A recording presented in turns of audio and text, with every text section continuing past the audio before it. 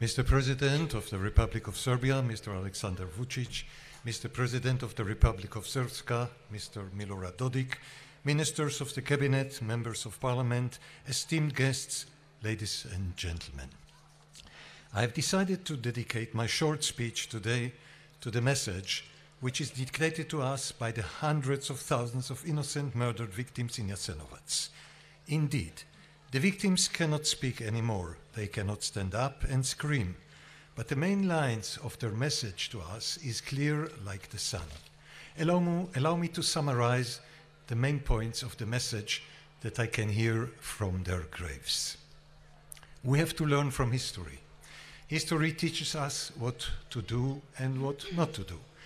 If we do not want to repeat our mistakes from the past, we have to give attention to all kinds of events of the past in order to pave the way for the better future. The dark days from 1941 to 1945 should never repeat. Such a vicious regime like the Ustaša Croat regime should have never existed, because this regime produced only suffering, pain, torture, humiliation, and death.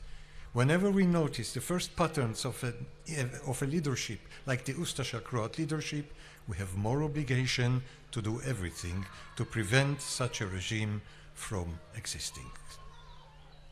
The victims ask us constantly to talk about suffering. They were imprisoned in Jasenovac in order to cause their quick death, but the Croat Ustaša murderers wanted by all means to torture, humiliate, ruin their lives before killing them physically. Therefore, we have to publish and distribute their stories about their suffering, humiliation, and agony. There are still many testimonies of Jasenovac survivors who are not published and still are unknown. Our knowledge of these testimonies can build a wall of resistance against the repetition of such a cruel and vicious regime such as NDH. In the murderous fields in Jasenovac and its subcamps, like Donja Gradina, Serbs, Jews, Roma, and anti-fascists are buried together. The hatred on behalf of the Ustaša murderers was not directed to a certain group of people. The hatred was directed towards those who are defined inferior, different, or hostile.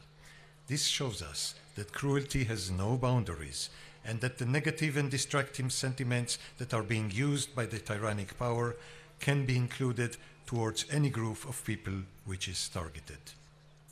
The victims of Jasenovac also want us to deliver that, under certain circumstances, the amount of cruelty of the people can be endless.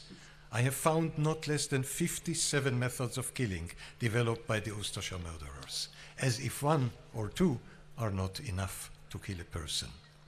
The Ustaša killer even competed between themselves who can murder maximum prisoners for 1 night. Only under certain political system like the Ustaša, such a competition can be possible. Such cruelty can be found in also other tyrannic regimes. The victims of Jasenovac also want us to whisper to our ears that they did not lose the will to live and survive. They made all possible efforts to overcome the unbearable difficulties, to continue in safeguarding the will to live in order to be able to conduct the slave work. They did not let themselves to be defeated or desperate. On April 22nd, 1945, they even conducted courageous breakthrough from the camp in order to put an end to this hell on earth called Jasenovac. The spirit of the prisoners of Jasenovac were not broken, and even for 1 second, despite all attempts of their oppressors to break their spirit and cause them to give up.